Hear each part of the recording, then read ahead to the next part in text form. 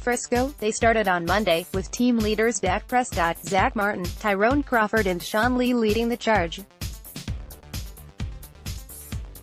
They are the captain's workouts, a Dallas Cowboys coach's free opportunity for the fellas to gather here inside the Star in Frisco for bonding, conditioning and lifting. But the biggest lift of the week, Thursday, when the group was unexpectedly joined by DeMarcus Lawrence. "You see it in the captain's workouts," said Lee of the team's efforts toward brotherhood. "They are voluntary. But we had a bunch of guys involved and it'll continue to grow. This is just a group that loves working together." I count Lawrence as being an unexpected member of that group for obvious reasons. He's been franchise tagged, he's displeased about it, and one of the few arrows a player has in his quiver in this situation is to withhold his services. Now, showing up at a captain's workout isn't exactly the same as deciding, without a contract, to attend and participate in OTAs. But it's a start. And while it might not mark a show of devotion to the organization, it certainly does demonstrate devotion to his teammates, all of whom look up to Tank due to his talent, his performance, his personality and his commitment.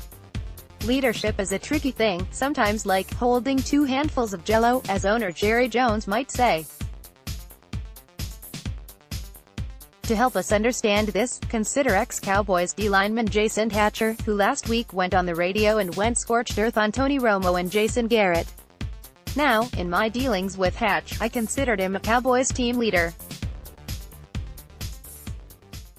Meanwhile, during Hatcher's time here, as described in his appearance on Ben. In case you missed it, former. "It's tricky. If Tank Lawrence stays away too long, there might be some people in the building who look at him in a slightly less positive light. Or, if Tank stays away, he might be applauded by some teammates, who direct their ire at ownership. Are the Cowboys being cheap? Are Lawrence and agent David Cantor being greedy? It's hard to know because the numbers in their proposals and counter-proposals have yet to really leak out." Fish column. "If Tank wants to be paid like Khalil Mack, we've got the same level of problem on the other end of the teeter-totter. But I can offer this," I was told on Friday, right about the same time we were learning of Tank's presence inside the building, via a person with knowledge of the negotiations that back at the NFL scouting combine, the Joneses believed they were making real progress in their visits with Cantor. They inched near some very common ground.